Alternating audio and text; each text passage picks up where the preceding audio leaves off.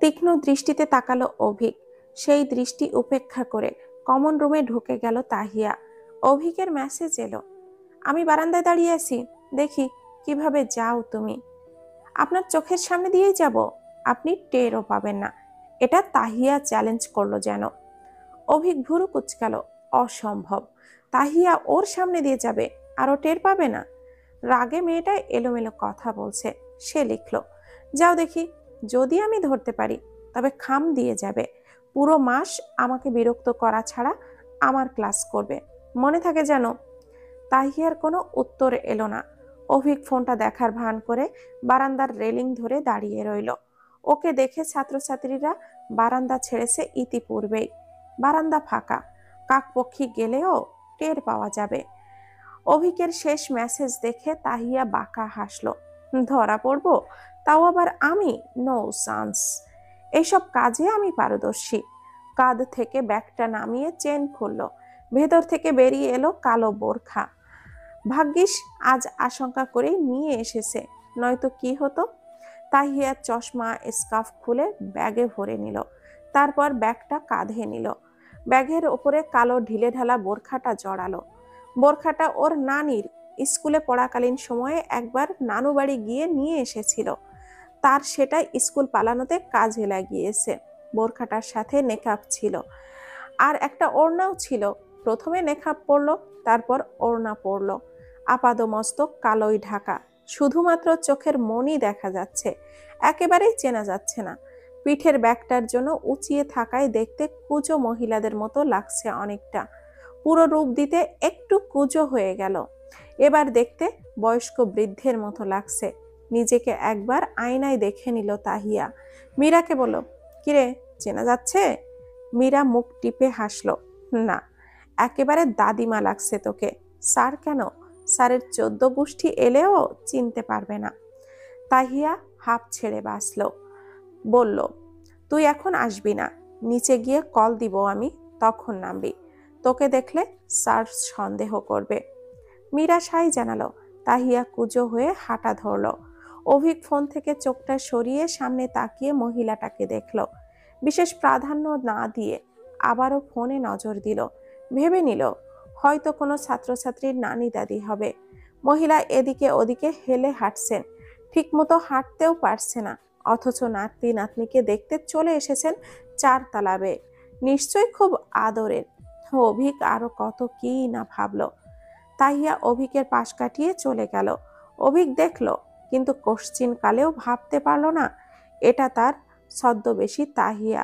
সিঁড়ি বেয়ে নামতে নামতে মীরাকে ডেকে নিল। মীরা আসতেই 4 তালার কমন রুমে গিয়ে আগের বেশে ফিরে এলো। তারপর নিচে নেমে তাদের ভবনের সামনে দাঁড়িয়ে অভিককে মেসেজ করলো, আপনার চোখের সামনে দিয়েই এসেছি, পেরেছেন ধরতে? মেসেজটা দেখে ভুরু কুচকালো অভিক।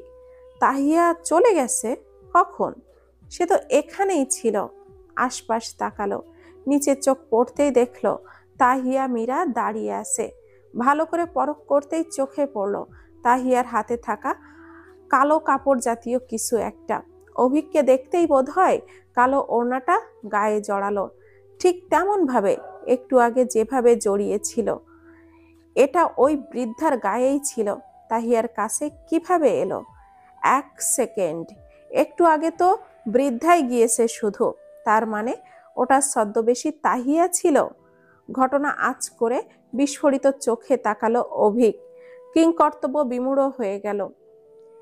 আজ ওর অবাক হওয়ার দিন। অবাক কাটিয়ে উঠতে পারল না কিছুক্ষণ।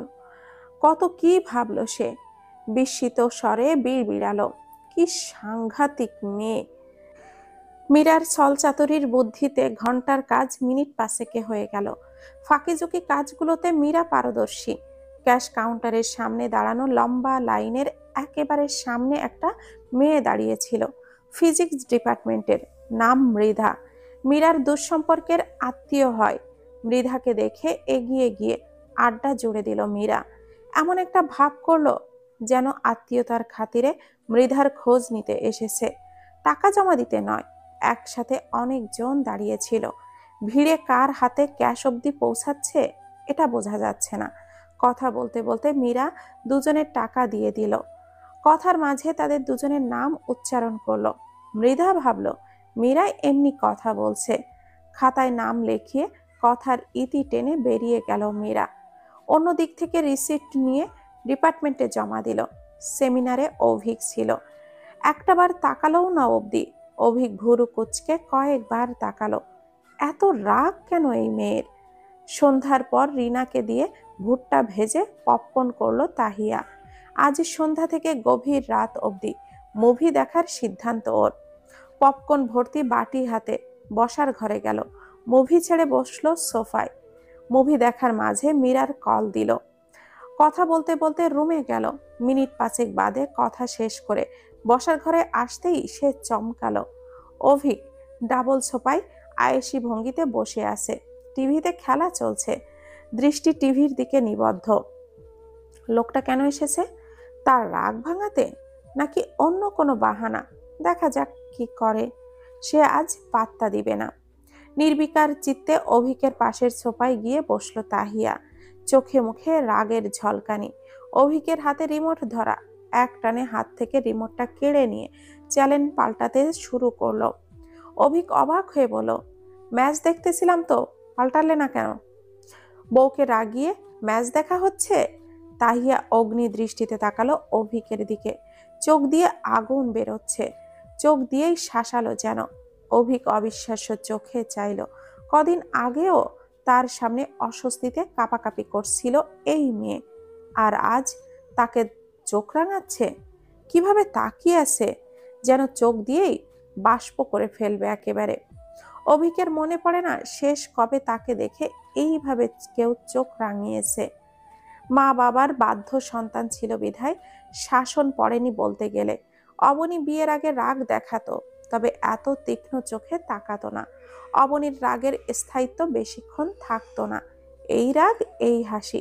ক্লাসের ছাত্রছাত্রীরা তার দিকে তাকাতে ভয় পায়, সেখানে এই মেয়ে চোখ রাঙাচ্ছে। আশ্চর্য। রাগের সাথে ভয়, অস্বস্তি কোথায় চলে গেল? তাহিয়ার আগুন লাল চোখের দিকে তাকিয়ে অভিকের মনে হলো রবীন্দ্রনাথের একটা কবিতার দুটো লাইন। প্রহর শেষের আলোর রাঙায় সেদিন চৈত্র মাস, তোমার চোখে দেখেছিলাম আমার সর্বনাশ। এই মেয়ের সাথে সংসারটা জমবে কিভাবে? রাগ ভাঙাতে ভাঙাতেই জীবন পেরিয়ে যাবে বোধহয়। রাগে বধ হওয়ার আশঙ্কা প্রবল। অভিক কথা ঘোরালো, যতটা মাথা আজ খাটিয়েছ, ততটা যদি পড়ালেখায় খাটাতে, ফার্স্ট ক্লাস পেতে। এত কুটিল বুদ্ধি আসে কোথা থেকে? তাহিয়া উত্তর না দিয়েই একের পর এক চ্যানেল পাল্টাতে লাগলো। তাহিয়ার নীরবতা দেখে অভিক বলল, চুপ করে আছো কেন? উত্তর দাও। আমি আপনার সাথে কথা বলি না, তেজি স্বরে বলল তাহিয়া।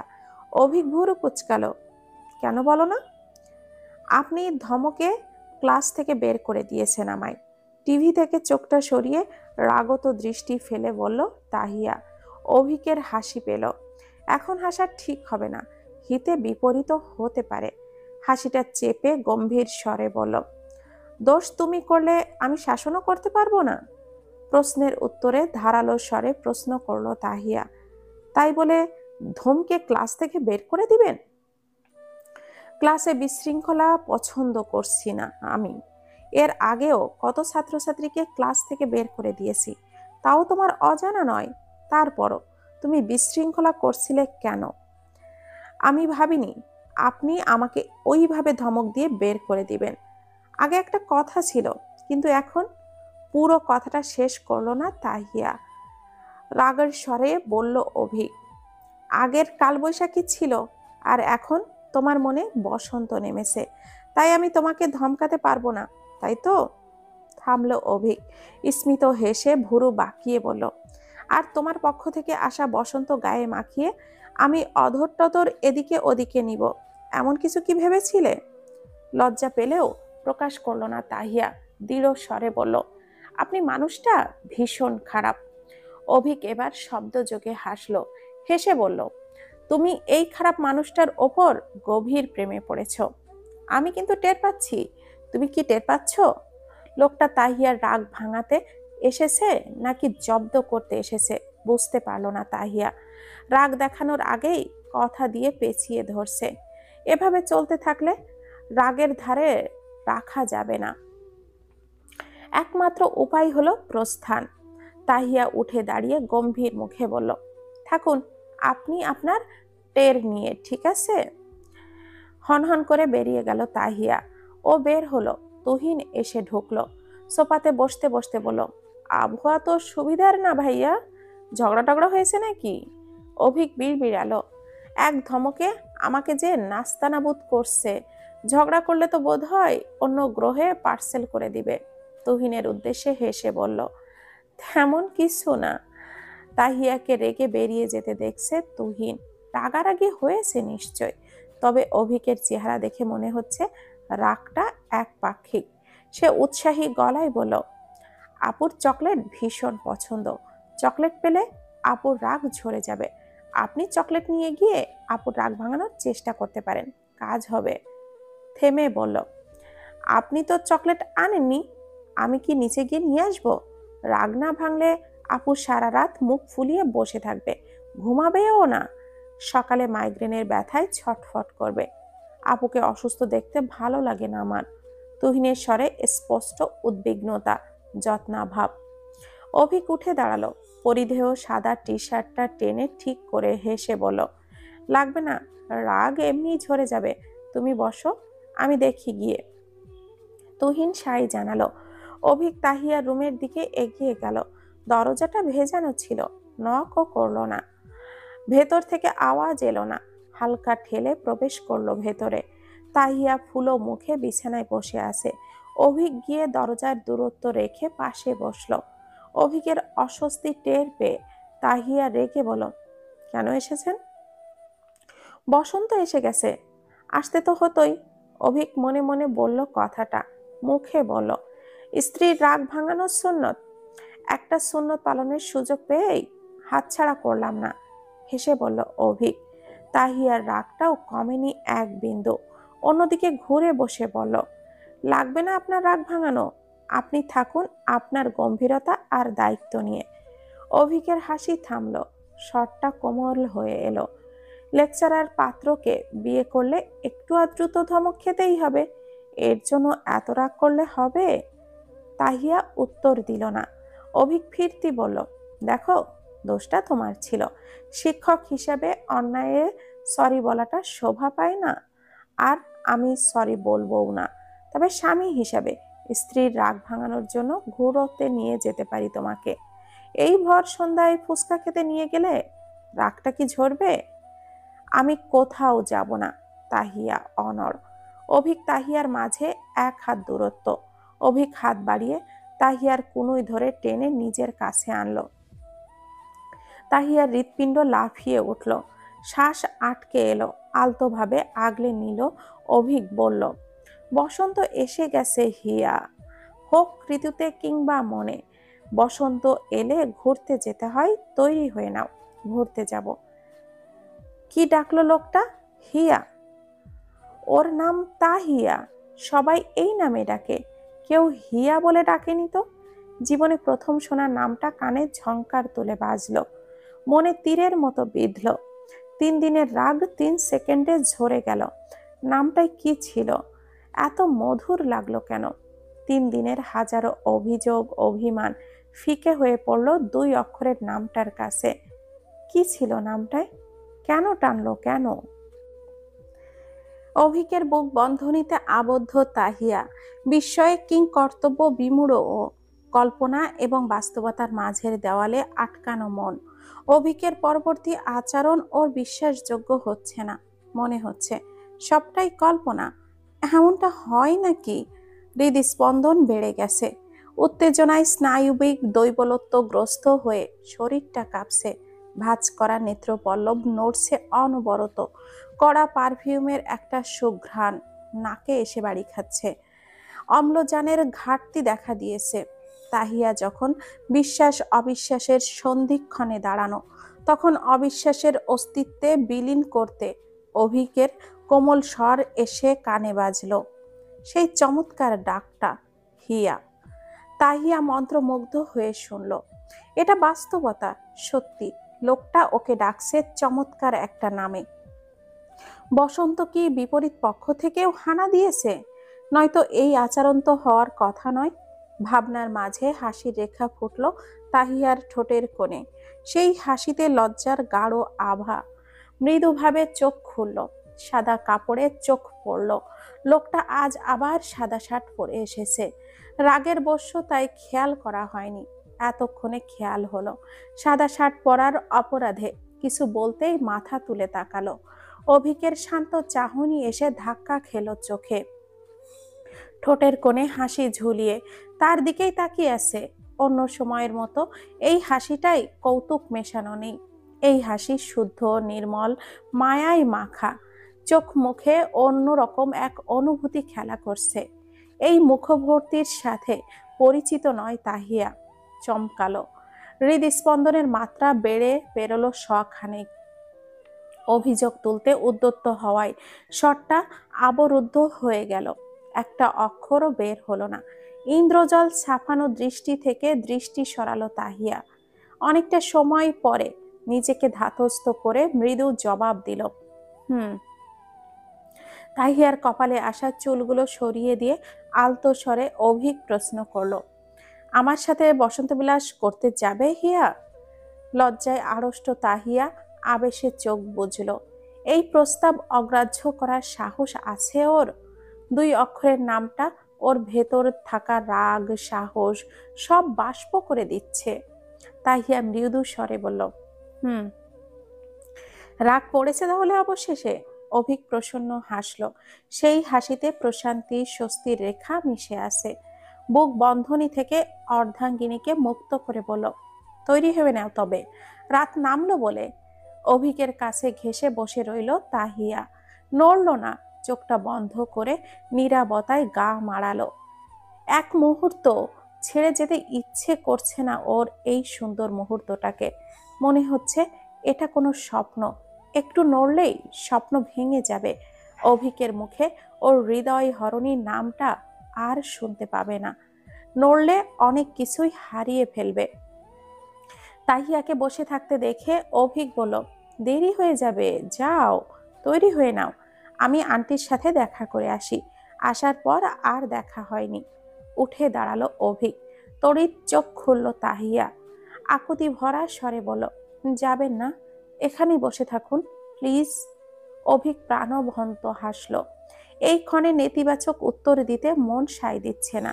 মনটাও বোধহয় তাহিয়ার সঙ্গ চাইছে, কাছে পাশে বসে থাকতে চাইছে, চমৎকার এই মুহূর্তটাকে উপভোগ করতে চাইছে। তাহিয়ার পাশে বসে পড়ল, হেসে বলল, আমি এখানেই আছি, এবার যাও চেঞ্জ করে এসো। তাহিয়া তৎক্ষণাৎ গেল না। কিছু সময় বসে তারপর উঠে দাঁড়ালো। চোখে মুখে উৎফুল্লতা। তাহিয়ার রুমে একটা খাট, বেডসাইড টেবিলে ল্যাম্প, আর বিপরীত দিকে cloth table cabinet, dressing table আর পড়ার টেবিল, মাঝে দুটো বিন ব্যাগ রাখা।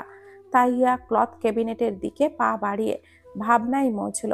বিয়ের পর ঘোরাঘুরির উদ্দেশ্যে বের হওয়ার সুযোগ হয়নি ওদের।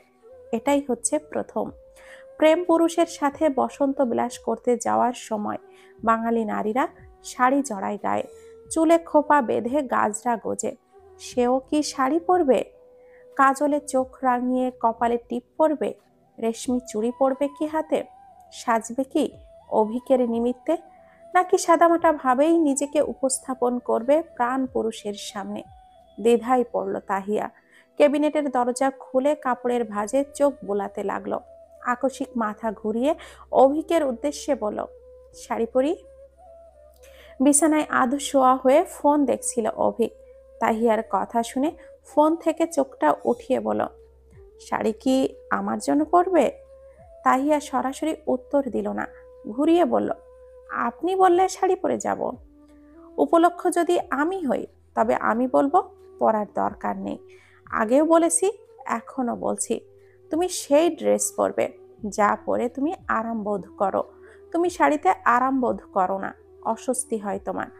তারপর আবার শাড়ির সাথে চশমা পরবে না, যার কারণে মাইগ্রেন এসে হানা দিবে। আমি চাইছি না আমার মনোরঞ্জন করতে গিয়ে তুমি অসুস্থ হয়ে যাও।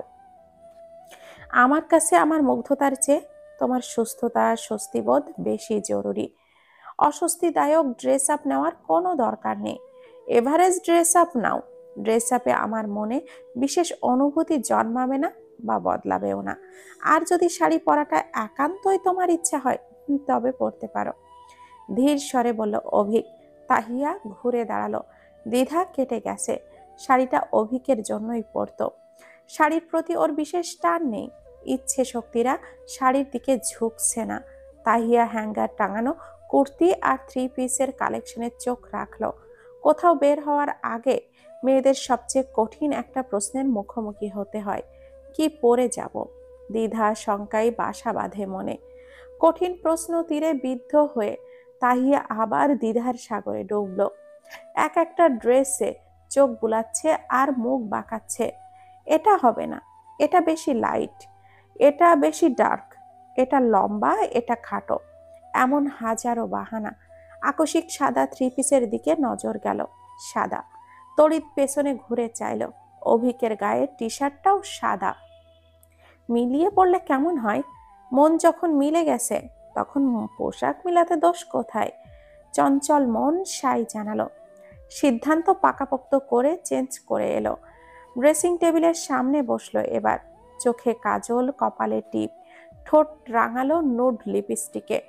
চুল আশ্রে ছেড়ে দেওয়ার মাধ্যমে সাজগোজের সমাপ্তি করল। চশমা হাতে নিয়ে উঠে দাঁড়িয়ে অভিকের উদ্দেশ্যে বলল, আমি রেডি। ফোনটা পকেটে রেখে বিছানা ছাড়লো অভিক। তাহিয়াকে পরখ করে হেসে বলল, মার্শাল্লাহ, সুন্দর লাগছে তো হিয়ারানিকে। অভিক তাহিয়ার রূপের প্রশংসা করেনি ইতিপূর্বে। প্রশংসা করাটা বোধহয় দায়িত্বের মাঝে পড়ে না। আজই প্রথম প্রশংসার খাতা খুলে বসেছে। এতে অবাক হলো তাহিয়া। অভিকের প্রশংসাটা ওর অপ্রত্যাশিত ছিল। লোকটা আজ একেবারে নতুন রূপে হাজির হয়ে ওকে অবাক করে চলেছে। আজ ও অবাক হওয়ার দিন হয়তোবা। তাহিয়া লাজুক হাসলো। ব্যাগের জন্য এগোলো ক্যাবিনেটের দিকে। অভিক গেল ড্রেসিং টেবিলের সামনে। নিজেকে আয়নায় দেখে নিল একবার। হাত দিয়ে ঝরঝরে চুলগুলো আশ্রে সামনে তাহিয়াকে বলল, আপনি আজ আবার সাদা পরলেন কেন? নিষেধ করেছি না সাদা পরতে? তীক্ষ্ণ অধিকার বোধ তাহিয়ার স্বরে। অভিক থামলো, হাত নামালো মাথা থেকে। সবুজ গ্যাবার্ডিন প্যান্টের পকেটে হাত গুজে এগিয়ে এলো তাহিয়ার দিকে। ভুরু বাঁকিয়ে রাগের স্বরে বলল, আমাকে সাদা শার্টে দেখলে নাকি বইয়ের খেয়াল এদিকে ওদিকে হয়। ভাবলাম আজ না হয় খেয়ালদেরকে ঠিক ঠিকানা দেখেই নেই, কোন দিকে যাই তাই পরে আসা। স্ত্রীর খেয়াল রাখার সাথে সাথে স্ত্রীর খেয়ালেরও খেয়াল রাখাও স্বামী হিসেবে আমার দায়িত্ব। থেমে বলল, আজ নির্দ্বিধায় তোমার খেয়ালের মানচিত্র আমায় দেখাতে পারো। ট্রাস্ট মি, আমি কিছু মনে করব না। শাড়িটাও দিতে পারি। ঠোঁটের কোণে অর্থবহ হাসি। অভিকের কথার সারমর্ম বুঝতে কিছুক্ষণ সময় লাগলো তাহিয়ার। বুঝে উঠতেই কাচুমাচু করে উঠল। ক্লাসে দেওয়া মেসেজের সূত্র ধরেই পেঁচিয়ে ধরেছে লোকটা। ক্লাসে কি সব ইঙ্গিত দিচ্ছে, বদ লোক। অভিকের সামনে থেকে সরে এলো তাহিয়া। ব্যাগে ফোনটা ঢুকিয়ে বলল, আপনি হঠাৎ অন্যরকম বিহেভ করছেন কেন? অভিক রুম থেকে বেরোতে বেরোতে জবাব দিল, কারণ আমার বহু প্রতীক্ষিত বসন্ত এসে গেছে যে। অভিক চলে গেল। তাহিয়া হতভম্ব হয়ে দাঁড়িয়ে রইল। অভিক কি বলে গেল? বহু প্রতীক্ষিত বসন্ত? এর অর্থ কি দাঁড়ায়? অনুভূতি অভিকের পক্ষ থেকেও ছিল? সে তাহিয়ার পক্ষ থেকে আসা বসন্তের অপেক্ষা করছিল? বসন্ত একদিক থেকে নয়, দুই দিক থেকেই এসেছে। অভিকের বসন্ত আগেই এসেছিল। ভাবতেই খুশিতে আত্মহারা হয়ে গেল তাহিয়া। এতটা খুশি বোধ হয় ইতিপূর্বে হয়নি সে। আকস্মিক খুশিতে প্রশ্নবোধক চিহ্ন যোগ হলো। অভিকের পক্ষ থেকে অনুভূতি থাকলে এতদিন দায়সারা আচরণ করলো কেন? প্রকাশ করলো না কেন? ওর তো একটা বারও মনে হয়নি দায়িত্বের বাইরে ওর প্রতি অভিকের কোনো অনুভূতি আছে। কিভাবে ঢেকে রেখেছে লোকটা? আর কেন? প্রশ্নদের উত্তর মেলানো বাধ্যতামূলক। যেতে যেতে জিজ্ঞাসা করবে বলে সিদ্ধান্ত নিল।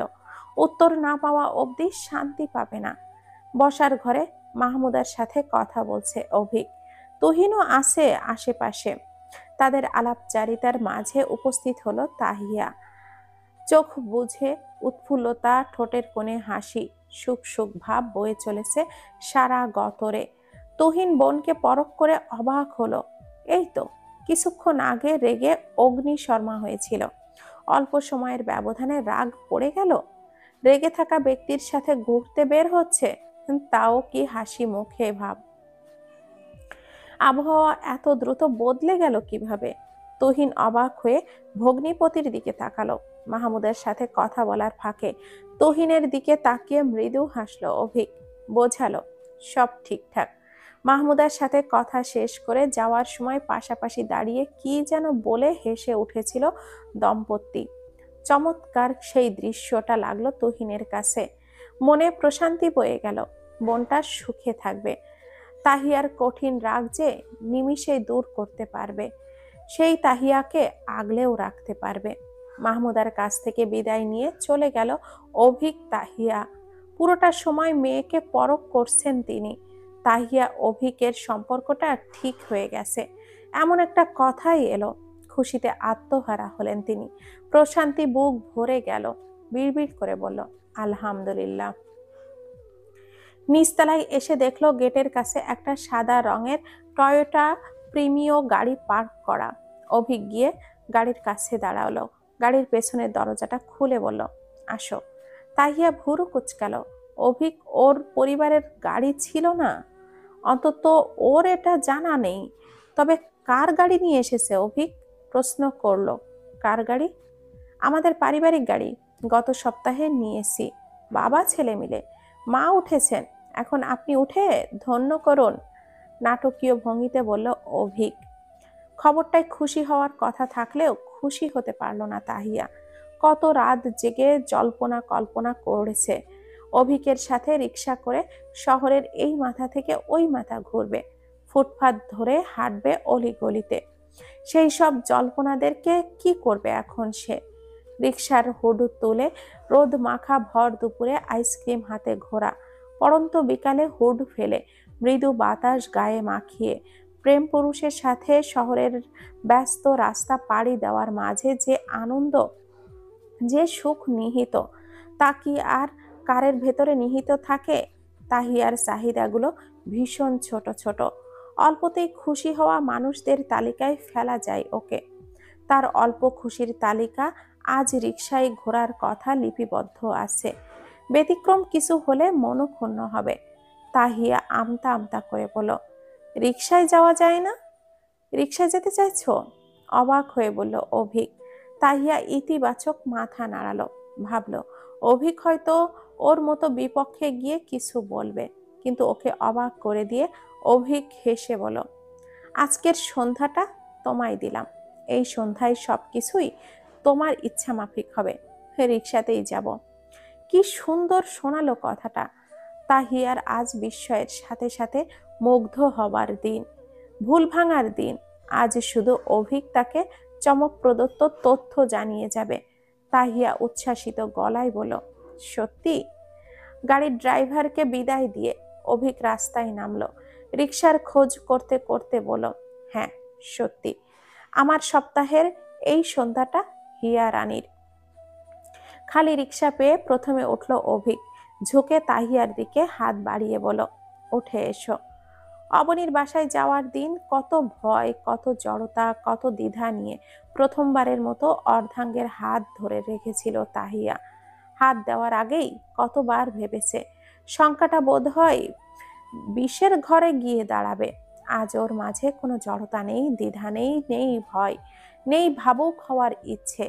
আজ ও নির্দ্বিধায়, নিঃসংকোচে, নির্ভয়ে, ভাবনাহীনভাবে তড়িৎ হাতটা রাখলো অভিকের হাতে। হাতের ওপর ভর করে উঠে বসলো রিকশায়। পাশাপাশি বসলো দুজন। রিকশা চলতে শুরু করলো। রা নেই কারোর মুখে। বাসা থেকে বয়ে আনা প্রশ্নের ঝুলি খুলে বসলো তাহিয়া। নীরবতা ভেঙে প্রথম প্রশ্নটা করলো এই সন্ধ্যাও কি দায়িত্ববোধের মাঝে ফেলবেন? আজকের মস্ত বড় চাঁদ উঠেছে, খোলা আকাশের নিচে রাস্তায় চলা রিকশার বুকে ঠিকরে পড়ছে এক ফালি রূপালি আলো। দুজনের চেহারা স্পষ্ট দেখা যাচ্ছে। অভিকের দৃষ্টি সামনের দিকে ছিল।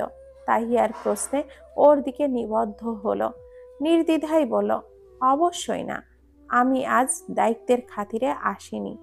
তাহিয়া ভুরু কুঁচকে বলল, তাহলে কিসের খাতিরে এসেছেন? তাহলে কিসের খাতিরে এসেছেন? প্রেমোদ্দীপকের খাতিরে। তাহিয়ার চোখে চোখ রেখে তড়িৎ উত্তর দিল অভিক, যেন উত্তর দেওয়ার জন্যই সে প্রস্তুত ছিল। তাহিয়া অস্পষ্ট স্বরে একবার আওড়ালো শব্দটা, প্রেমোদ্দীপক। ইতিপূর্বে শোনেনি শব্দটা। লোকটা আজ কঠিন ভাষায় কথা বলছে। সোজা সাপটা বলে দিলে কি হয়? তাহিয়া করুণ গলায় বলল, আপনি কি সহজ ভাষায় বলবেন? তুমি ঠিক যেই কারণে এখন আমার সাথে এসেছো, ঠিক সেই কারণে আমি এই সন্ধ্যাটা তোমায় দিয়েছি, ধীর স্বরে বলল অভিক। তাহিয়া কথার সারমর্ম বের করার চেষ্টা করলো। ও অভিকের সাথে কেন এসেছে? কারণ ও অভিকের প্রতি ওর প্রেমময় অনুভূতি কাজ করে। তার মানে অভিকেরও ওর ওপর অনুভূতি কাজ করে। প্রশ্নটা মনে উকি দিতেই বিস্ফোরিত চোখে চাইল অভিকের দিকে। অভিকের দৃষ্টি ওর দিকেই, ঠোঁট কামড়ে হাসছে। ওর হাসিটা বলে দিচ্ছে তাহিয়ার ভাবনা সত্য। তাহিয়া সরাসরি প্রশ্ন করলো, আমার জন্য আপনার মনে দায়িত্বের বাইরে অনুভূতি হয়েছে নাকি আছে? তুমি আমার অর্ধাঙ্গিনী, তোমার প্রতি আমার অনুভূতি থাকাটা কি স্বাভাবিক নয়? অভিক যেন আত্মবিশ্বাসের সাথে ভাইবাতে বসেছে। প্রশ্ন করার সাথে সাথে উত্তর দিয়ে যাচ্ছে।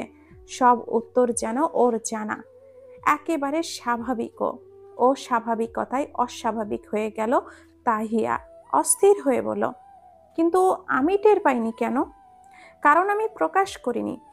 কেন করেননি? আমি চাইনি তোমার অনুভূতি প্রকাশের আগে আমার অনুভূতি প্রকাশ হোক। তাহিয়া বিরক্তি ভরা স্বরে বলল, স্পষ্ট করে বলুন। অভিক ধীর স্বরে বলে গেল, বিয়েটা তোমার অমতে হয়েছিল বলতে গেলে। প্রথম দিকে তুমি আমায় মেনে নিতে পারোনি। তখন আমি যদি কোনো আগ্রহ দেখাতাম, তবে তোমার মনে হতো আমি জোর করছি। তুমি সহজভাবে নিতে পারতে না। তোমার মনে তখন আমার জন্য রাগ আর ভয় ছিল। এর ওপর আমার অনুভূতির প্রলেপ ছড়ানো বেমানান মনে হয়েছে। তুমি আমাকে দেখলেই অস্বস্তিতে নুয়ে পড়তে। তার উপরে যদি আমি প্রেমের বাণী শোনাতে বসতাম, তখন আমার প্রতি তোমার রাগ কমার বদলে আরো বাড়ত। বিয়ের আগে আমার সম্পর্কে তোমার ধারণা জানার পরপরই আমি সিদ্ধান্ত নিয়েছিলাম, বিয়ে হলেও শুধু স্বামী হওয়ার দায়িত্ব পালন করব। অনুভূতিগত ব্যাপারে তোমাকেই এগিয়ে আসতে হবে। যখন তোমার মনে আমার জন্য রাগ ঘৃণা মুছে প্রেমময় অনুভূতির জন্ম নিবে এবং ভয় অস্বস্তি হীনভাবে যখন তুমি আমার কাছে নিজের অনুভূতি প্রকাশ করবে, তখন আমি আমার অনুভূতি প্রকাশ করব। এর আগে নয়। ফাজিল মেয়ে থেকে হিয়া ডাকার অনুভূতি জাগ্রত করার দায়ভার ছিল তোমার। তাই আমি দায়িত্বের বাইরে দায়সারা কঠোর ছিলাম। বসন্তর আগমন সংক্রান্ত তথ্যে আমি নিশ্চিত হয়ে গিয়েছিলাম কাঙ্ক্ষিত দিনটা এসে গেছে। এই জন্যই এসেছি। লম্বা কথা বলে থামলো অভিক, লম্বা শ্বাস নিল। তাহিয়া শুনল, বুঝলো। তারপর আবারও প্রশ্ন করলো, কিন্তু আপনার অনুভূতি জন্মালো কখন? দায়িত্ব পালন করতে করতে অনুভূতিটা আপনা আপনি জন্মে গিয়েছে। নির্দিষ্ট দিনক্ষণ জানা নেই আমার। তবে আমি হাসপাতাল থেকে ফেরার পর থেকে তোমার মনে বসন্ত নামার অপেক্ষা করছিলাম। আর কিছু জানার আছে কি তোমার? আবার ভুরু বাঁকালো অভিক। তাহিয়া অন্যদিকে ফিরে হাসলো। লোকটা ওর বসন্ত নামার অপেক্ষা করছিল। এই জন্যই বলছি, বহু প্রতীক্ষিত বসন্ত। আবেশে চোখ বুঝলো একবার। বেশ কিছুক্ষণ পর চোখ খুলল। অভিকের উদ্দেশ্যে বলল, আপনার দায়সারা আচরণে আমি কষ্ট পেয়েছি। তাহিয়ার হাত ধরে অভিক আলতো স্বরে বলল, ভালোবাসা দিয়ে পুষিয়ে দিব, চলবে? কি গভীর কথা। তাহিয়া আড়ষ্ট হলো, মাথা নামিয়ে হাসলো মৃদু। উত্তর দিল না। ওর হাসির মাঝে উত্তর খুঁজে নিল অভিক। রিকশা এসে থামলো ফুচকা হাউজের সামনে। তাহিয়ার হাত ধরে নামালো অভিক। ফুচকা খাওয়ার সময়টাই অভিক স্থির দৃষ্টিতে তাকিয়েছিল তাহিয়ার দিকে। অভিক স্বাস্থ্য সচেতন মানুষ, বাইরের অস্বাস্থ্যকর খাবার সে খায় না। তাহিয়ার রাগ ভাঙানোর জন্য ফুচকা খেতে এনেছে। অন্য সময় হলে তাহিয়াকেও খেতে দিত না। অভিককে তাকিয়ে থাকতে দেখে তাহিয়া বলল, এভাবে তাকিয়ে আছেন কেন? অভিক কিছু বলল না, শুধু হাসলো। শ্যামবতীকে দেখতে ভালো লাগছে ওর। তাহিয়া একটা ফুচকা এগিয়ে দিয়ে বলল, একটু খান, ভালোবাসা বাড়বে।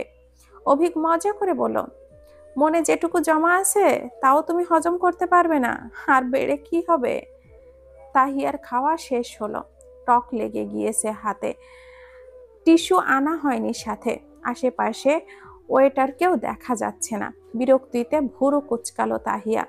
অভিক পকেট থেকে টিস্যু এগিয়ে দিল, হাতটা মুছে নাও। হাত মুছে রেস্টুরেন্ট থেকে বেরিয়ে এলো তাহিয়া। বিল দিয়ে অভিক এলো পিছু পিছু। ওর হাতে কোন আইসক্রিম তাহিয়ার দিকে বাড়িয়ে দিয়ে বলো, নাও, ঝাল কমে যাবে। তাহিয়া অবাক হলো, ফুচকায় ভীষণ ঝাল ছিল। তাহিয়া ঝাল খেতে পারে। ঝালের পরিমাণ বেশি থাকায় দুই একবার হা হু করেছে সে। লোকটা খেয়ালও করেছে। প্রসন্ন হাসলো তাহিয়া। এই যে ছোট ছোট কেয়ারগুলো কত ভালো লাগার সৃষ্টি করে, মুগ্ধতার পরিমাণ বাড়িয়ে দেয়। রিক্সা চলছে আপন গতিতে, হুড ফেলা রিক্সা। মাঝে পাশাপাশি বসা প্রেম পুরুষ এবং তার প্রেয়সী। একের হাতে রাখা অন্যের হাত, প্রেয়সীর মুক্ত হাতে আইসক্রিম ধরা। আইসক্রিম খাওয়ার মাঝে রূপালী আলোতে খানিক পরপর প্রেম পুরুষকে দেখে যাচ্ছে মুগ্ধ চোখে। ঠোঁটের কোণে আঁকা কোমল হাসি। কি চমৎকার দৃশ্য! সময়টাকে থমকে দেওয়ার ইচ্ছে জাগলো অভিকের। হাতের বন্ধন শক্ত করলো। ইচ্ছেদের বাস্তবিক রূপ দেখে স্বপ্ন মনে হলো তাহিয়ার। বিকেল অবধি লোকটার ওপর রেগেছিল। দুজনের আবেগ ছিল দুমুখ। আকস্মিক সন্ধ্যায় সব এলোমেলো হয়ে গেল। আবেগগুলো একমুখ হয়ে গেল। নিজের হাতে নিজেই চিমটি কাটলো। ব্যথা পেয়ে হাত ও ডলল। অভিক হাসলো দেখে, মেয়েটা একটু বেশি আবেগী। ঘুরে ফিরে ডিনার করে বাসার পথ ধরলো ওরা। নিত্যকার নিয়মে বাসার গেট থেকে বিদায় নিতে উদ্যত হলো অভিক। তাহিয়া বাধা দিয়ে বলল, বাসায় আসুন। অভিক কৌতুকের সুরেই বলল, স্যাররা রাত দুপুরে ছাত্রীর বাসায় যায় না। কৌতুকের চেইন টেনে তাহিয়া বলল, স্যাররা তো ছাত্রীর বেডরুমে গিয়ে ছাত্রীকে হিয়া বলেও ডাকে না। অভিক ভুরু বাঁকিয়ে বলল, বাহ, হিয়া রানী তো দেখি চালাক হয়ে গেছে। তাহিয়া প্রসঙ্গ পাল্টালো, শুনুন না, বলুন না। তাহিয়ার মতো ভঙ্গি করে বলল অভিক। তাহিয়া বলল, আজ মা নয়, আমি বলছি, বাসায় চলুন। তাহিয়ার গালটা টেনে অভিক বলল, আপাতত প্রেম চলুক, দাম্পত্য জীবন মনকে স্পর্শ করে ফেললে ব্যাপক সমস্যা। তোমাকে এই বাসায় আরো 3টা বছর থাকতে হবে, দায়ী হয়ে যাবে। ঘুরিয়ে পেঁচিয়ে কত কি বলে ফেললো অভিক। তাহিয়া বুঝলো শুধু প্রথম কথাটাই। অগ্রহায়ণের শেষ প্রান্তের এক প্রভাতের কথা। প্রকৃতিতে আগমনী বার্তা নিয়ে হাজির হয়েছে শীত। বাতাসের সাথে মিশে আছে হিমধারা। কুয়াশার মুঠোই নিয়ে সকাল নামে, সন্ধ্যা নামে। কুহেলিকার ধূম্র জাল চিরে সূর্য নামতে বেলা গড়ায় অনেকখানি। কখনো বা মেঘের আড়ালেই লুকিয়ে থাকে। আজকের সকালটা ধূসর। সূর্যটা মেঘের কোলে লুকিয়ে আছে। কুয়াশায় ঢেকে আছে চারপাশ। ঘড়ির কাঁটায় সকাল 10টা বাজে। অথচ প্রকৃতির দিকে চোখ ফেললে তড়িৎ বলে দেওয়া যায় সকালটা নেমেছে সবেই। বেলা অত গড়ায়নি। শীতের সকালে একটু বেলা করে ঘুমানোর অভ্যাস তাহিয়ার। তুলতুলে কম্বলটাকে শরীরে মুড়িয়ে ঘুমের দেশে বিচরণ করার মতো আনন্দদায়ক কাজ তার কাছে দুটো নেই। সকালে মাহমুদা স্কুলে যাওয়ার আগে ডেকে গিয়েছেন। কলেজে যাওয়ার তাড়া দেওয়ার পর ঘুম ঘুম গলায় তাহিয়া স্পষ্ট জানিয়েছে আজ কলেজে যাবে না, শুধু ঘুমাবে। মাহমুদা তখন বিরক্তি ভরে বললেন, জামাই লেকচারার, বউ ফেইলের ওপরে ফেল করছে। কদিন বাজে যখন কলেজে জানাজানি হবে তখন সবাই হাসবে স্যারের বউ ফেল করেছে বলে। হাসির পাত্র হতে হবে তোকে। অভিকের শিক্ষকতার ওপরও প্রশ্ন উঠবে। এবার তো সিরিয়াস হ, একটু পড়ায় মন দে। ততক্ষণে তাহিয়া নড়ে চড়ে ঘুম। মেয়ের পক্ষ থেকে কোনো আশানুরূপ উত্তর না পেয়ে মাহমুদা হাই হাই করতে করতে চলে গেলেন। দ্বিতীয়বারের মতো তাহিয়া যখন গভীর ঘুমে বিভোর হলো, তখন বালিশের পাশে রাখা ফোনটা বিকট শব্দে বেজে উঠল। ভাইব্রেশনে পুরো খাট নড়ে উঠল যেন। ঘুমে ব্যাঘাত ঘটল। চোখ থেকে ঘুম ছুটতেই কপালে বিরক্তির ভাঁজ পড়ল। চোখের উপরে পড়া স্লিপিং মাস্ক না সরিয়েই হাতড়ে ফোনটা হাতে নিল। আন্দাজে স্ক্রিনে টাচ করে কানে দিল। বিরক্তি ভরা স্বরে কিছু বলতে যাবে তার আগে ওপাশ থেকে পুরুষালী কোমল স্বর ভেসে এলো, শুভ সকাল মিসেস। স্বরটা কর্ণকুহরে পৌঁছতেই চোখ বন্ধ করেই হাসলো তাহিয়া। সেই হাসির শব্দ হলো না, শুধু আনন্দ প্রকাশ করলো।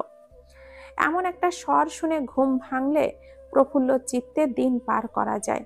কপাল থেকে বিরক্তির ভাঁজ সরে গেল। আনন্দরা উকি দিল। ওপাশের মানুষটা টের পেল না। সে নিজের অবস্থান পরিবর্তন না করে ঘুম ঘুম স্বরে ছোট্ট করে জবাব দিল, শুভ সকাল জনাব। তাহিয়ার স্বরে ঘুমের অস্তিত্ব টের পেয়ে উদ্বিগ্ন হয়ে উঠল ফোনের ওপাশে থাকা অভিক। 10টা বাজে, তুমি এখনো ঘুমাচ্ছ? কলেজে যাওয়ার উদ্দেশ্য নেই? তাহিয়া আবারও হাসল। ঘুম কাটতে শুরু করেছে। অভিকের মনোভাব যাচাই করতে বলল, ভাবছি যাব না, ভীষণ ঘুম পাচ্ছে, ঘুমাবো। রাতে তো আপনি ঘুমাতে দিলেন না। অভিকের স্বরে এবার বিস্ময় ছেয়ে গেল। আমি দেইনি? পারতপক্ষে রাতের খাবার খেয়ে ঘুমানোর সময় অভিক ভালো মন্দ জিজ্ঞাসা করতে ফোন করে দিয়েছিল। কথার মাঝে তাহিয়া আবদার করে বসলো, সারা রাত কথা বলবে। বাধ্যগত বিবাহিত প্রেমিক অভিক সহজ মনেই মেনে নিয়েছিল প্রিয়তমার আবদার। রাত 3টা অবধি সুখ দুঃখের আলাপ করেছে অর্ধাঙ্গিনীর সাথে। কখনো প্রেয়সী বলেছে প্রিয়তমা শুনেছে, কখনো প্রিয়তম বলেছে প্রেয়সী শুনেছে, কখনো আবার দুজনেই চুপটি করে ভেবেছে। এভাবেই কেটেছে ঘন্টা 3। ঘড়ির কাঁটা 3টার ঘর পেরোতেই ঘুমপ্রিয় তাহিয়া ঘুমে চোখ মুখে আধার দেখছিল।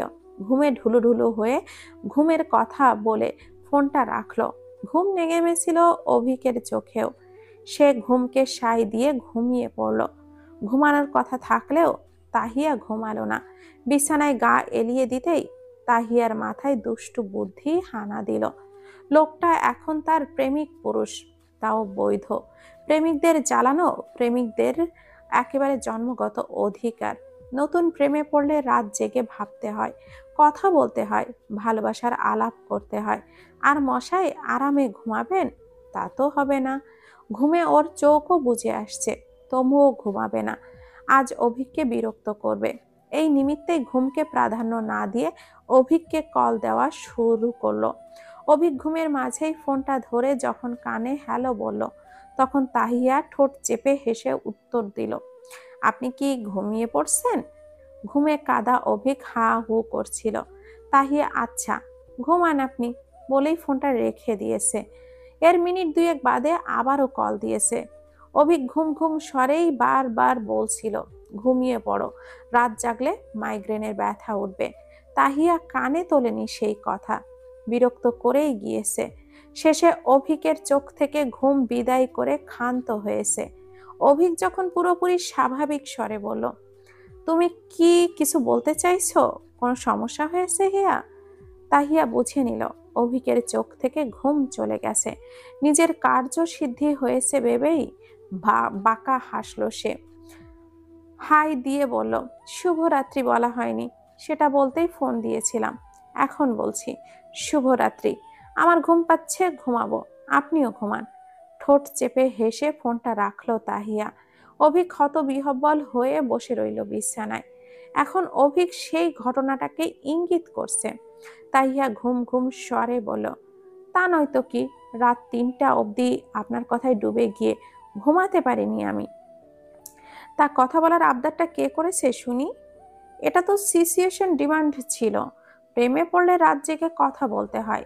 আবদারটা আপনার মনে ছিল আর আমার মুখে ছিল, তাই আমি একাদোষী না। আমাকে যে একটু পর পর কল দিয়ে ঘুম ভাঙিয়েছিল, তার বেলায় দোষটাও কি আমার? তাহিয়া উঠে বসলো আর মোড়া ভেঙে হেসে বলল, জানেন না, প্রেমের সম্পর্কে প্রেমিকার দোষ থাকে না, সব দোষ প্রেমিকের থাকে। সেই হিসাবে এই দোষটা শুধুই আপনার। আমি নিরীহ ভোলা ভালা মেয়ে, কোনো দোষ করতে পারি? অভিক অফিস রুমে বসা ছিল, এক হাতে ফোন কানে ধরা, অন্য হাতে ডেস্কের উপরে রাখা পেপার ওয়েট ঘোরাচ্ছে। সেই অবস্থাতেই হাসলো নিঃশব্দে, হেসে বলল, তা আমার তথাকথিত ভোলা ভালা প্রেমিকা, আপনার নিরীহ চেহারাটা কবে নাগাদ কলেজের ক্যাম্পাসে দেখা যাবে শুনি? মিস করছেন নাকি? টিপ্পনি কাটলো তাহিয়া। অভিক সরাসরি উত্তর দিল না, ঘুরিয়ে বলল, স্ত্রীকে পড়ালেখার ব্যাপারে তাগিদ দেওয়া স্বামীর দায়িত্ব। আপাতত দায়িত্ব পালন করছি। 10টা বেজে গিয়েছে, তোমাদের ক্লাস শুরু হবে 10টা 45 থেকে। আসবে না? পড়ালেখা ভালো লাগে না, যাব না। মূলত আজ অভিকের ক্লাস নেই, অভিককে দেখার জন্য তাহিয়ার কলেজে যাওয়া। আজ ক্লাসে দেখা হবে না, তাই যাবে না বলে সিদ্ধান্ত ওর। অভিক বলল, প্রেমে পড়ে পড়ালেখা কেজি মাপে বিক্রি করে দেওয়ার চিন্তা ভাবনা আছে নাকি তোমার? প্রেমের আগেই বিক্রি করে দিয়েছি পড়ালেখা। মাকে স্কুলে থাকতেই বলেছি, পড়ালেখা বন্ধ করে বিয়ে দিয়ে দাও, এসব পড়ালেখা আমার দ্বারা হবে না। মা ঠেলে ঠুলে এই অবধি নিয়ে এসেছেন, তখন আমার কথাই বিয়ে দিয়ে দিলে এতদিনে আমি বিয়ে শাদী করে 3 বাচ্চার মা হয়ে যেতাম। আনমনে বলে ফেলল তাহিয়া, বলেই জিহবায় কামড় লাগালো। ইস, কি বলে ফেলল! এবার লোকটা মজা নিবে নিশ্চিত। হলেও তাই। অভিক মজার ছলে বলল, স্বামী সংসারের ভাবনা তাহলে বাচ্চাকাল থেকেই ছিল তোমার? আমি শুধু তোমায় অবুঝ ভেবে আসছিলাম। এদিকে তুমি যে মনে মনে 3টা বাচ্চার জন্ম দিয়ে আমার কলেজে ভর্তি করিয়ে ফেলেছো, তা তো আমি কল্পনাতেও ভাবতে পারিনি। কি সাংঘাতিক! ভালোই জব্দ হলো তাহিয়া। লোকটা 2 দিক থেকে সুতো টেনে গিট দিয়ে পেঁচাচ্ছে ওকে। সে প্রসঙ্গ ঘোরালো, স্পষ্টতর গলায় বলল, আপনার জন্য আমার অনুভূতি আছে, এগুলোকে থাকতে দিন। পড়ালেখার কথা বলে এদিকে ওদিকে সরাতে বাধ্য করবেন না। পড়ালেখাটা আমার সম্পর্কের আওতায় নেই, ওটা বাদ। ওসব পড়ালেখার কথা বলে মুড অফ করবেন না আমার, আগেই বলে দিচ্ছি। অভিক হাসতে হাসতেই বলে দিল, এক কঠিন কথা, তোমার দেওয়া শর্ত অনুযায়ী গ্রাজুয়েশন কমপ্লিট করার আগে আমার বাসায় তোমার পা পড়বে না। এবার তুমি জানো তুমি ফেল করে সময় বাড়াবে নাকি সময় মতো পড়ালেখা করবে? তোমার পড়ালেখা, তোমার সংসার, তোমার সিদ্ধান্ত, আমার কি? আমি এসবে নেই। তাহিয়া স্পষ্ট টের পেল, নিজের দেওয়া শর্তের জন্যই সে ফেঁসে যাচ্ছে। নিজের জালে নিজেরই পা আটকেবে একদিন। শর্তের পার্শ্ব প্রতিক্রিয়ার সূচনা বোধ হয় এখানেই। আফসোস হলো তাহিয়ার। অভিকের কাছে প্রকাশ করলো না, স্বরে দৃঢ়তা বজায় রেখে বলল, পড়ালেখার সাথে আমারও কোনো সম্পর্ক নেই। আমি যে কোনো সময় এই ছাত্রী নামক চাকরি থেকে ইস্তফা দিব আমি নিজেও জানি না। রেগে যাচ্ছে তাহিয়া। অভিক টের পেয়ে প্রসঙ্গ বদলালো, এসব ব্যাপারে ঠান্ডা মাথায় বোঝাতে হবে। প্রেমের মাঝে পড়ালেখা টানলে প্রেমটা ভেস্তে যাবে। আপাতত প্রেমটা চলুক বাধাহীন ভাবে। সে শান্ত স্বরেই বলল, কলেজে কি সত্যি হাসবে না? না। আজ তবে দেখা হচ্ছে না? রাগ পড়ে গেল তাহিয়ার। প্রেমে দূরত্ব আসতে নেই, নিয়মিত সংস্পর্শে থাকতে হয়। চক্ষু তৃষ্ণা বলে একটা ব্যাপার আছে। এখন একদিন না দেখলে মন কেমন করে। মন যে এসে গেছে অভিকের প্রতি। তাহিয়া আকস্মিক প্রস্তাব দিল, আগে প্রায় বিকালে হাঁটতে বের হতাম। পড়ন্ত বিকালের কথা বলতে বলতে ফুটপাতের ধারে হেঁটে যেতাম অনেক দূর। তখন আমার হাঁটার সঙ্গী হতো মীরা। আজ মীরার বদলে আপনি আমার হাঁটার সঙ্গী হবেন? অভিক ভুরু কুঁচকাল, কিছুক্ষণ ভাবলো, হঠাৎ হেসে বলল, জীবন সঙ্গী হতে পারলে হাঁটার সঙ্গীও হতে পারবো। তৈরি হয়ে কল দিও, আমি এসে নিয়ে যাব। ধন্যবাদ, উচ্ছ্বাসিত গলায় বলল তাহিয়া। তার খুশির মাত্রার স্বর জানান দিচ্ছে। অল্পতেই খুশি হয়ে যায় মেয়েটা। ক্লাসের সময় হয়ে গেছে, এখন রাখি। আচ্ছা। রাখবে বললেও রাখলো না অভিক। শীতল গলায় বলল, উঠে কিছু খেয়ে নাও, এতক্ষণ না খেয়ে থাকলে গ্যাস্ট্রিক হয়ে যাবে। নিজের খেয়াল রেখো। আল্লাহ হাফেজ। তাহিয়া প্রসন্ন হেসে ফোনটা রাখলো। ধূসর বিকেল, মৃদু বাতাসে ঠান্ডা ঠান্ডা ভাব। ফুটপাত ধরে হাঁটছে তাহিয়া অভিক। তাহিয়ার গায়ে deep purple kurti, jeans scarf. Ready হওয়ার সময় চাদর নামিয়ে বিছানায় রেখেছিল। দিনের বেলায় বাসার ভেতরে শীত নেই, ভেবেছিল বের হওয়ার আগে গায়ে জড়িয়ে নিবে, কিন্তু অভিকের ফোন পেয়ে তাড়াহুড়োয় ব্যাগ নিয়ে ছুটেছে। চাঁদের কথা খেয়ালির থেকে সরে গিয়েছে। ভুলটা টের পেল যখন বাইরে শীতল হাওয়া গা ছুঁলো। ততক্ষণে সে গেট পেরিয়ে অভিকের সাথে ফুটপাত ধরে হাঁটা শুরু করেছে। দুজনে নীরবে হাঁটছে। নীরবতা ভাঙলো তাহিয়া। বলল, আজকের পরিবেশটা সুন্দর, ঠান্ডা ঠান্ডা। অভিক পাশে তাকালো। একটা শীততাপ ধমকা হাওয়া বয়ে গেল তখন। তাহিয়া কেঁপে উঠল শীতে। অভিক তা পরখ করে বলল, শীত বিলাস করার জন্যই বুঝি চাদর জড়িয়ে আসনি? তাহিয়া বলল, তাড়াহুড়োয় বেরোতে গিয়েই ভুলে গিয়েছিলাম। অভিকের গায়ে ধূসর পুল ওয়্যার, কালো প্যান্ট, কালো একটা শাল ভাঁজ করে ঘাড়ের দিকে দিয়ে সেখান থেকে সামনে দেওয়া। শালটা খুলে তাহিয়ার গায়ে জড়িয়ে দিয়ে পরপরই বলল, ভুলে গিয়েছ নাকি আমার শাল পরার সুযোগ খুঁজছিলে? কোনটা? কৌতুকের সুরে অভিক বলল। শালটা আড়াআড়ি ভাবে গায়ে জড়িয়ে নিল তাহিয়া। ঠান্ডা ভাব কিছুটা কমে এলো। তাহিয়া শালের দিকে তাকিয়ে হাসলো, তারপর অভিকের দিকে চোখ সরিয়ে বলল, সুযোগের অধিকার আছে আমার, নিতেই পারি। অভিক মজার ছলে বলল, হিয়া রানী তো দেখি অধিকারের লড়াইয়ে রাস্তায় নেমে আছে। শাল না দিলে তো বোধ হয় প্লে কার্ড নিয়ে মিছিলে নেমে যেত। সাংঘাতিক। তাহিয়া হাসলো। এ কথা সে কথা চলতে থাকলো। কথার মাঝে এগোতে লাগলো তারা। ফুটপাতের ধারে রেশমি চুড়ি নিয়ে বসেছে এক মহিলা। পাশ দিয়ে যাওয়ার সময় থামলো অভিক। তাহিয়ার উদ্দেশ্যে বলল, চুড়ি নিবে হিয়া?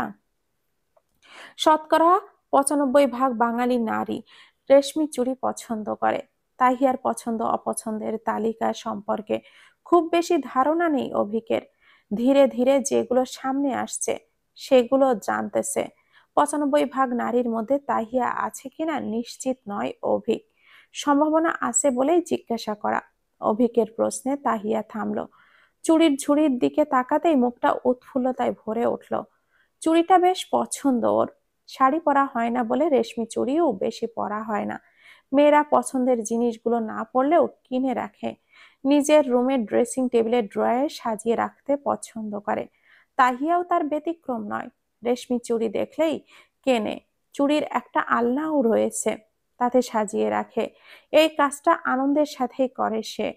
তাহিয়া মুখভঙ্গি দেখে অভিক বুঝে নিল তাহিয়া ৯৫ ভাগ নারীর মধ্যেই পড়ে। অভিক খানিক ভাবল, আমেরিকান এক জরিপে বলা হয়েছে শতকরা ৮০ ভাগ নারীরই পছন্দের রং নীল। বাঙালি নারীদের বিশাল একটা অংশ এই ৮০ ভাগেই পড়ে, বিশেষ করে পোশাক আর চুড়ির দিক দিয়ে। তাহিয়াও তাদের তালিকায় পড়তে পারে। সম্ভাবনা আছে। তাহিয়ার ভাবনার মাঝেই অভিক ঝুঁকে বসলো। খুঁজে খুঁজে ১ ডজন নীল চুড়ি হাতে নিল। সোজা হয়ে দাঁড়িয়ে আত্মবিশ্বাসের সাথে বলল, এটাই তোমার পছন্দ তাই তো? হাত দাও, আমি পরিয়ে দিই। বলেই কাগজ ছাড়িয়ে তাহিয়ার হাতে টেনে পরিয়ে দিল। তাহিয়া চমকালো, হাতের দিকে তাকালো এক পলক, তারপর অভিকের দিকে। ওর নীল চুড়ি পছন্দ? লোকটা কিভাবে জানলো? ওর পছন্দ অপছন্দ সম্পর্কে খেয়াল আছে লোকটার? ওর হাসি চওড়া হলো। জীবনে এত চুড়ি কিনেছে, এত খুশি, এত সুখবোধ কখনো হয়নি।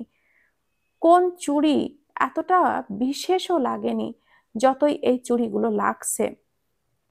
কারণটা হলো এই চুড়ি কিনে দেওয়া আর পরিয়ে দেওয়ার মানুষটা তার ভীষণ বিশেষ। হাত নাড়িয়ে চুড়ির ঝনঝন শব্দ শুনল, বিস্তৃত হাসলো। অভিক অবাক হয়ে দেখলো শুধু। এই চুড়িটার দাম কত হবে?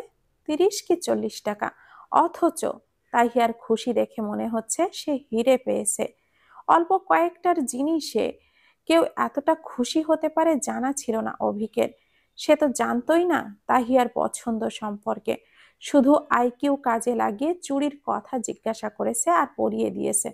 ব্যাস, এতেই মেয়েটার খুশি দেখে মনে হচ্ছে সে চুড়ি নয়, বিশ্ব জয় করে এনে দিয়েছে। বইয়ের খুশি করতে বেশি সময় লাগে না। একটু বুদ্ধি, একটু সময় আর কিছু টাকা খরচ করলেই খুশিটা আপনা আপনি এসে হানা দেয়। খুশি হয়ে কয়েক ডজন চুড়ি কিনে দিল অভিক। তাহিয়া উৎফুল্ল মনে গ্রহণ করলো। কৃতজ্ঞতা ভরে চাইল অভিকের পানে। অভিক শুধু হাসলো। বিল দিয়ে আবারও হাঁটা ধরলো। যেতে যেতে তাহিয়া বলল, হঠাৎ চুড়ি কিনে দিলেন কেন? প্রেমিকের পক্ষ থেকে প্রেমিকাকে দেওয়া উপহারের মধ্যে সবার উপরে থাকে চুড়ি। আমি ওপরের তালিকা দিয়েই শুরু করেছি। থামলো, তারপর জিজ্ঞাসা করলো, চুড়ি তোমার ভীষণ পছন্দ তাই না? তাহিয়ার মনটা ভালো, সে চঞ্চল গলায় বলে গেল, সোনা রূপার গহনা ভালো লাগে না আমার। সোনা রূপার থেকেও বেশি মূল্যবান এই রেশমি চুড়ি। অনেক ভালো লাগার একটা আবেগ জড়িয়ে এই চুড়িতে থাকে। কেউ আমাকে সোনায় মুড়িয়ে দিলেও আমি এতটাও খুশি হই না যতটা 1 ডজন চুড়ি দিলে হই। অভিক প্রসন্ন হাসলো। মাস কয়েক আগেই ওর বন্ধু তামিমের স্ত্রী লামিয়ার সাথে ভীষণ ঝগড়া হলো তামিমের। কারণটা ছিল পাশের বাসার ভাড়াটিয়া ওর বউকে স্বর্ণের চুড়ি উপহার দিয়েছে। ওই মহিলা চুড়ি পরে লামিয়ার কাছে এসে রসিয়ে রসিয়ে গল্প করেছে। তারপর লামিয়া বায়না ধরেছে তারও ওই রকম চুড়ি লাগবে। তামিম যেন নিয়ে দেয়। হিসেব করে দেখা গেল চুড়ির দাম 1 লাখ টাকা। তামিমের কাছে তখন এত টাকা ছিল না। সে বুঝিয়ে বলল সে পরে টাকা হলে কিনে দিবে, কিন্তু লামিয়া মানতে নারাজ। তার চুড়ি লাগবে মানে লাগবে। চুড়ি না পেলে সে পাশের বাসার ভাবির কাছে ছোট হয়ে যাবে। স্বামীর অবস্থা না বুঝে লামিয়ার সংসারে অশান্তি শুরু করলো। তর্কাতর্কি ঝগড়াঝাড়ি নিত্য সঙ্গী হলো। তামিম প্রায় এসে ওর কাছে দুঃখের ঝুলি খুলে বসতো। বাসায় যেতেই অনীহা প্রকাশ করত। স্ত্রীর অশান্তিতে বিষিয়ে উঠেছিল। শেষে ঋণ নিয়ে চুড়ি নিয়ে দিয়েছে, তবেই শান্ত হয়েছে। সবটা অভিকের নিজের চোখে দেখা। সেই ঘটনার পর অভিকের মনে একটা ভয় কাজ করছিল, তার জীবন সঙ্গিনীও কি লামিয়ার মতো হবে কিনা। অথচ আজ ওর জীবন সঙ্গী বলছে ওর সোনা রূপা পছন্দ নয়। অভিকের মনে পড়ল অবনীর বাসায় সোনায় মুড়িয়ে থেকেও কেমন যেন হাঁসফাঁস করছিল তাহিয়া। সেই দিন ওর গায়ে প্রায় 10 লক্ষ টাকার গহনা ছিল। সেদিন ওর মুখে এই হাসিটা ছিল না যা আজ 30 টাকার চুড়ি এনে দিয়েছে। দুদিন আগে ঘুরতে গিয়ে নিজের স্বামীর গাড়ি দেখে খুশি হতে পারলো না যতটা রিকশায় চড়ে হয়েছে। 1 প্লেট ফুচকা আর একটা আইসক্রিম, তার মুখে যতটা হাসি ফুটেছে তা হয়তো নামি দামি রেস্টুরেন্টের বিশাল অঙ্কের খাবারে মিলতো না। আজ ঘুরতে যাওয়ার আবদার করলো। সে চাইলেই নামি দামি রেস্টুরেন্টে গিয়ে দেখা করার আবদার করতে পারতো, কিন্তু সে বলল কি পথের ধারে হাঁটবে। মেয়েটা লামিয়ার মতো উচ্চবিলাসী নয়। ওর শখ আহ্লাদ সব একেবারেই সাদামাটা। অল্পতেই খুশি। আর আকস্মিক কেন যেন লামিয়ার সাথে তাহিয়াকে তুলনা করে বসলো অভিক। তাহিয়াকে বিজয়ী হিসাবে পেল। এই মেয়ে আর যাই হোক, অন্যের পরিধেয় জিনিস দেখে সংসারে অশান্তি করবে না। দামি শাড়ি গহনা বিলাসবহুল জীবনের লোভে পড়া এই নারীর সমাজে তাহিয়ার মতো মেয়ে খুব কমই পাওয়া যায়। যারা অল্পতে খুশি, এদের খুশি করা সহজ। অভিকের আকস্মিক কেন যেন আনন্দ হলো। মনটা প্রশান্তিতে ভরে গেল। তামিমের কথা ভেবেই নিজেকে সৌভাগ্যবান মনে হলো। তামিম হয়তো শুনলে অভিকের কাঁধ চাপড়ে বলতো, তুই খুব লাকি।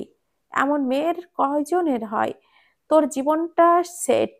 আমাকে দেখ, বউকে খুশি করতে ঋণের বোঝা কাঁধে নিয়ে পথে বসতে চলেছে, তবু মন পাচ্ছি না। অভিক প্রসন্ন হেসে বলল, তুমি তো দেখি অল্পতেই খুশি। তাহিয়া জবাব দিল, ছোটবেলায় বাবাকে হারানোর পরে কিছুটা অভাবের ছোঁয়া লেগেছিল গায়ে। তখন মা বলতেন অল্পতে খুশি হতে শেখ। যারা অল্পতে খুশি হয় তাদের জীবনটা সুখের হয়। ইচ্ছে আশা স্বপ্নগুলোকে সাধ্যের মধ্যে রাখবি, তাহলে হতাশ হবি না। মায়ের কথায় অল্পতে খুশি হওয়া শিখে গিয়েছি।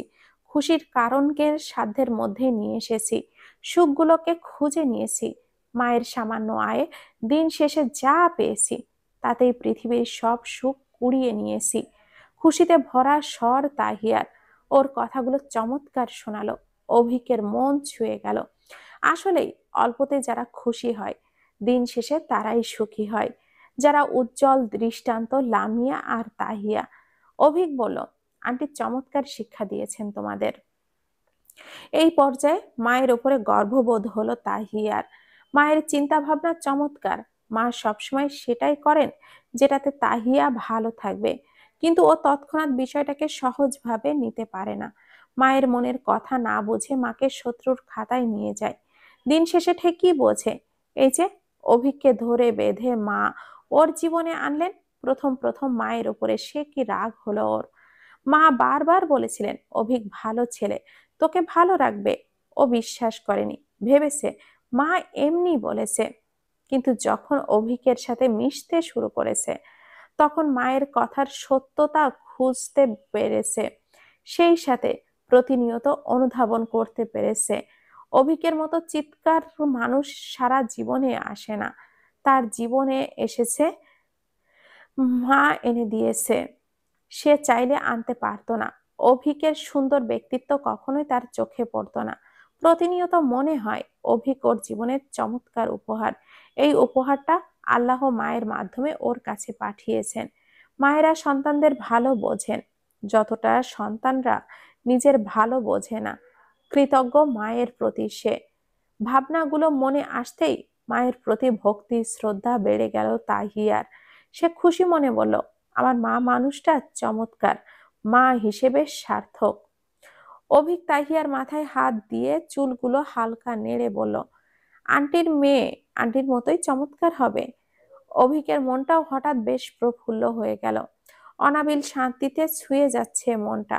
আকস্মিক রাস্তায় নেমে রিক্সা ডাকলো। তাহিয়ার দিকে ঘুরে হাত বাড়িয়ে বলল, চলো ঘুরে আসি। কোথায়? প্রশ্নটা করতে গিয়েও করলো না। যেখানে নিয়ে যাক, চোখ বন্ধ করেই চলে যাওয়া যাবে। কাল বিলম্ব না করে হাতে হাত রেখে উঠল রিকশায়। হুড ফেলে হাওয়ায় গা ভাসিয়ে চলল গন্তব্যের পথে। স্বপ্নগুলোকে পূরণ হতে দেখে ভালো লাগছে। পথের শেষ গন্তব্যে এলো। হাজারো লোকের ভিড়ে ঘেরা একটা জায়গায় থামলো রিকশা। রিকশা থেকে নেমে চারপাশে চোখ বুলালো তাহিয়া। নদীর তীরটাকে পর্যটন হিসাবে সাজানো হয়েছে। চারিদিকে মানুষ আর মানুষ। তীরের পাথর বসানো, তার উপরে হকাররা বসা। বিল দিয়ে অভিক চারিদিকে চোখ বুলিয়ে দূরে একটা খালি জায়গা দেখলো। তাহিয়ার হাত ধরে সেই দিকে এগোতে লাগলো। লোকারণ্য জায়গা পার হতে গিয়ে ভিড় আটকা পড়লো। অভিক পাশ থেকে গিয়ে পেছনে দাঁড়ালো। এক হাতে তাহিয়ার শরীর টেনে নিচে নিল, অন্য হাত দিয়ে সামনের মানুষগুলোকে সরিয়ে এগোতে লাগলো। ভিড়ে বখাটেরা নারীর গায়ে বাজে স্পর্শ করে, তাই এই ব্যবস্থা। সচেতন অসচেতনতার সাথে তাহিয়া ভিড় থেকে পার করলো। যে কোনো ছেলের স্পর্শ লাগা অবধি লাগলো না। তাহিয়া ভিড়ের মাঝে বাজে অভিজ্ঞতার শিকার হয়েছিল ইতিপূর্বে, তাই এমন ভিড় দেখে কিছুটা অস্বস্তি বোধ করেছিল। কিন্তু অভিকের তাকে আগলে নিয়ে অভিজ্ঞতা মুছে দেওয়ার অস্বস্তি বোধ কেটে গেল। আবারও মুগ্ধতা ভালো লাগা যোগান দিল। একজন মানুষ যার জীবনে থাকে, এমন মানুষ সেই তো সবচেয়ে বেশি সুখী মানুষ হয়। তাহিয়া তাকিয়ে আছে অভিকের দিকে। অভিক ব্যস্ত প্রিয়তমাকে আগলে রাখতে। নিরিবিলি একটা জায়গা নিয়ে পাথরের উপরে বসলো দুজন। আসার আগে বাদাম নিয়ে এলো। পাশাপাশি দুটো পথে বসার দুজন। অভিক বাদামের খোসা ছাড়াতে ছাড়াতে বলল, বাদাম হলো প্রেম ফল। প্রেমিক যুগল ঘুরতে গেলে বাদাম খাওয়া বাধ্যতামূলক। কয়েকটা বাদামের খোসা ছাড়িয়ে বাদাম দিল তাহিয়ার হাতে। তাহিয়া হেসে মুখে নিল। মুখের খাওয়া শেষ করে বলল, আপনি প্রেমিক যুগল সম্পর্কে পিএইচডি গবেষণা করেছেন, সব জানেন? প্রায় 8 জনের একটা সার্কেল ছিল আমাদের। একমাত্র আমিই সিঙ্গেল ছিলাম। বন্ধুদের প্রেম দেখতে দেখতে সব ডিগ্রি নেওয়া শেষ আমার। মজার ছলে বলল অভিক। বিয়ে ভাবনা আন্টির মনে আগেই ছিল, তখন বলে দিলে আমাদের প্রেমটাও হয়ে যেত। আপনাকে বসে বসে বন্ধুদের প্রেম দেখা লাগতো না। কৌতুকের চেইন টানলো ইহিয়া। অভিকের আরো মুঠো বাদাম তাহিয়ার হাতে তুলে দিয়ে বলল, আমার অভিজ্ঞতা কি বলো জানো? বিয়ের আগের চেয়ে বিয়ের পরের প্রেম আনন্দ সুখ দুটোই বেশি। স্বাধীনভাবে প্রেম করা যায়। আর বিয়ের আগের বছরের পর বছর প্রেম করলে বিয়ের পর মজা টজা থাকে না। কারণ সব অভিজ্ঞতা আগেই শেষ। মেজরিটি মানুষ যাদের সাথে সুন্দর মুহূর্ত কাটিয়েছে তারা অন্যের জীবনের সাথী হয়ে গেছে। স্ত্রী থাকাকালীন সময়ে প্রাক্তনের স্মৃতি আওড়ানো বেমানান। আমাদের দেখো, আমরা নতুন নতুন অভিজ্ঞতা অর্জন করছি। একটা সময় আমরা যখন স্মৃতির খাতা খুলে বসবো, সব সোনায় মোড়ানো মনে হবে। বিয়ের আগে বছরের পর বছর প্রেম যে অভিজ্ঞতা পেতাম তা এখন পাবো, এবং আরো চমৎকার ভাবে। এতে মন সংসার দুটোই ভালো থাকবে। বিয়ের পরে বেনিফিট অনেক। এতে একমত হলো তাহিয়া। অনুভূতিগুলো আসলেই চমৎকার। তাহিয়া হেসে বলল, আমরা হলাম এমন প্রেমিক যুগল যাদের প্রেমের লাইসেন্স আছে। সহজ ভাষায় লাইসেন্স প্রাপ্ত প্রেমিক যুগল। কথাটা মজা লাগলো অভিকের। শব্দ করে হাসলো সে। আরো কিছুক্ষণ আলাপচারিতা চললো। নৌকায় চলছে, তীরে এসেছে নৌকা। অভিক বলল, নৌকায় উঠবে? ভয় লাগে আমার, ভীত স্বরে বলল তাহিয়া। অভিক উঠে দাঁড়িয়ে, নদীতে এসে নৌকা ভ্রমণ না করলে নদীর তীরে আসাটাই বৃথা। একটু সহজ এবং সাহস করে চলো, ভয় কেটে যাবে, মজা পাবে। এসেছো যখন, নতুন একটু অভিজ্ঞতা নিয়ে যাও। আমি সাঁতার জানি না। তাহিয়া বসে রইল। তোমার লাইসেন্স প্রাপ্ত প্রেমিক জানে, সে সামলে নিবে। আসো। হাত ধরে ওঠালো অভিক। তীরে গিয়ে মাঝিকে ঠিক করলো। তাহিয়ার অস্বস্তির কথা ভেবে চড়া দামের খালি নৌকা ঠিক করলো। নৌকা নড়ছিল এদিকে ওদিকে। তাহিয়া ভয়ে কাচুমাচু করছিল। এভাবে কিভাবে উঠবে? অভিক আগলে উঠালো। 15 বছরের মাঝি ছেলেটাকে বলল নৌকা টেনে ধরতে, যেন না নড়ে। বাড়তি টাকা দিবে। টাকার কথায় ছেলেটা তড়িৎ কাজ করলো। প্রিয়তমার হাত ধরে অনন্য চিত্তে নৌকায় উঠালো অভিক। সারা জীবন শহরে থেকেছে তাহিয়া, ঘোরাঘুরি হয়নি, নদীর কূলেও যাওয়া হয়নি, নৌকা ছাড়া ওঠাও হয়নি, এই নদীটার অস্তিত্ব খুঁজে পায়নি এতদিন। উঠে বসার পর নৌকা এদিকে ওদিকে দুলছিল। তাহিয়া চোখ মুখ খিচে অভিকের হাত খামছে ধরলো। অভিক কিছু বলল না, শুধু এক হাতে আগলে ধরলো। কিছু দূর যাওয়ার পর ডাকলো, হিয়া, চোখ খোলো, দেখো ভিউটা অনেক সুন্দর। ধীরে চোখ খুলল তাহিয়া। সামনে তাকিয়ে অবাক হয়ে চেয়ে রইল। ঢেউ খেলে যাচ্ছে, ঢেউয়ের মাঝে নৌকা বয়ে চলেছে। এদিকটায় আকাশ পরিষ্কার, সূর্য হেলে পড়েছে। রক্তিম মেঘেরা যেন নদীর কোলে মিশে গেছে। সূর্যের কমলা রঙা এসে পড়ছে নদীর পানির ওপরে। কি চমৎকার লাগছে। তাহিয়া মুগ্ধ গলায় বলল, কি সুন্দর। ভয়ের পেছনে সৌন্দর্য লুকিয়ে থাকে। ভয়কে জয় করলে সৌন্দর্যটা উপভোগ করা যায়। ভয় কেটেছে। তাহিয়া অনুভব করলো আগে থেকে ভয়ের মাত্রাটা কমে গেছে। এখানে আসাটা সার্থক মনে হলো ওর। আকাশের দিকে তাকিয়ে বলল, ধন্যবাদ। এই সৌন্দর্যের সাথে পরিচিত ছিলাম না আমি। তাহিয়া মুগ্ধ ঘন চেহারাটা শেষ বিকালের আলোয় সুন্দর দেখাচ্ছিল। অভিক ফোনটা বের করে সঙ্গোপনে ছবি তুলল। ফেরার সময় প্রফুল্ল চিত্তে বললে বসলো তাহিয়া, ভয় কেটে গিয়েছে, দ্বিতীয়বার নৌকায় উঠতে দ্বিধা লাগবে না। অভিক প্রশ্ন করলো, এখন ভয় লাগছে হিয়া? তাহিয়া মাথা নাড়ালো। আকস্মিক প্রশ্ন করে বসলো, সবাই আমাকে তাহিয়া ডাকে, আপনি আমাকে হিয়া ডাকেন কেন? প্রশ্নের উত্তরে প্রশ্ন করলো অভিক, তাহিয়া নামের অর্থ জানো? তাহিয়া মাথা নাড়ালো। হ্যাঁ, তাহিয়া অর্থ অভিবাদন, শ্রদ্ধা। আর হিয়া অর্থ জানো? না, হিয়া অর্থ মন, অন্তর, হৃদয়। তোমার সাথে আমার সম্পর্কটা শ্রদ্ধার চেয়ে বেশি হৃদয়ের। প্রেমিকের ভাষায় অন্তরের অন্তরস্থল, যার বাসা তোমাকে এই নামেই ডাকা যায়। অভিকের স্বর শান্ত। ওর শান্ত স্বরেই শান্ত কথায় অশান্ত হয়ে গেল তাহিয়ার মন। হৃৎপিণ্ড কেমন যেন লাফিয়ে উঠল। হিয়া রানীর বিশ্লেষণটা নিজেই করলো। হিয়া মানে হৃদয়, আর হিয়া রানী মানে হৃদয়ের রানী। কি সুন্দর নাম। একটা ডাকেই সব কথা বলে দেয়। ভালোবাসি বলে চেঁচানো লাগে না। কায়দা করে একটা কথাই সঙ্গীকে তার স্থান দেখিয়ে দেওয়া যায়। হৃদয়ে ভালো লাগার বন্যা বয়ে গেল। আহা, প্রশান্তি। জীবনটা সুন্দর। নৌকায় উঠেছিল ভয়ের সাথে, ফিরেছে একরাশ আনন্দের সাথে। বাসায় ফেরার আগে অভিক শপিং মলে নিয়ে গেল।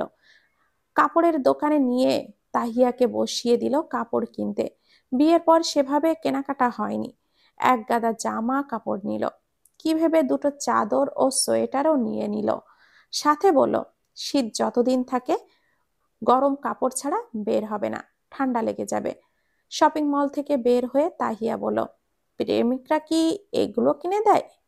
অভিকের উত্তর যেন প্রস্তুত ছিল, তড়িৎ জবাব দিল, প্রেমিকের কাঁধে দায়িত্ব থাকে না, স্বামীদের কাঁধে দায়িত্বের পাহাড় থাকে।